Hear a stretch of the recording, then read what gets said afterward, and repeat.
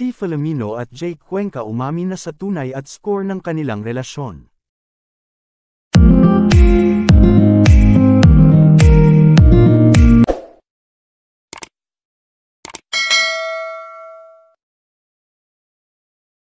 Nagkaroon ng bagong update sa namumuong relasyon sa pagitan ng aktres na si Chi Filomeno at aktor na si Jake Cuenca. Mula kasi sa Getting to Know stage, currently dating na ang dalawa. Mismong si Chi ang nagkumpirma nito matapos siyang ma-ambush interview sa media conference ng A Very Good Girl. Say ng kapamilya actress, "We're talking. Taking our time. You can say dating, of course, yes." Yung maganda kasi kay Jake is alam niya kasi where my heart is. Alam niya ang priority ko and hindi niya ako minamadali. Yun, sambit niya. Paliwanag pa niya, very gentleman siya and he respects my decisions. And, he is willing to wait. Naikwento din ng aktres na nakilala na sa personal ng kanyang mga magulang ang manliligaw.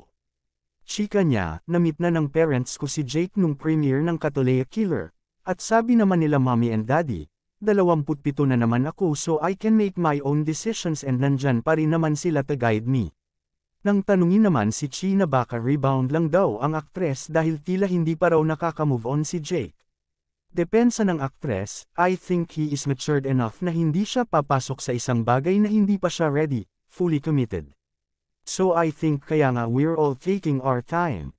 Kasi I am really private with my relationships before, and right now kasi first time ko ever, like, may nakadate in this industry na naging public, dagdag pa niya. Bukod dyan, nagkaroon din ng reaksyon si Chi patungkol sa mga nagsasabing, red flag, umano si Jake. I think kasi yung mga tao ang bilis nila mag-conclude na ganitong tao si Jake kasi sa mga nakikita nila or nababalitaan, saad ng aktres.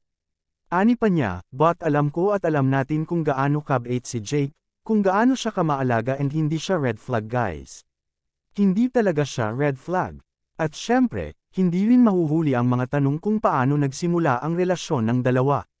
Pagbubunyag ni Chi, nagligawan na sila noon pero hindi lang daw ito natuloy dahil iniwasan niya ang aktor. I think naging destiny na lang din talaga na nagkita kami sa Christmas ball, kwento niya. Chika pa niya, yung nag-date kami before, nawala kasi yun and then cut to nagkita kami then naging persistent siya, naging patient siya. Kasi medyo ilag pa ako sa kanya noon. Hindi ko siya sinasagot, like parang snob pa ako noon. Dinidedma ko yung mga DMs niya before but nakita ko naman yung change niya, aniya pa.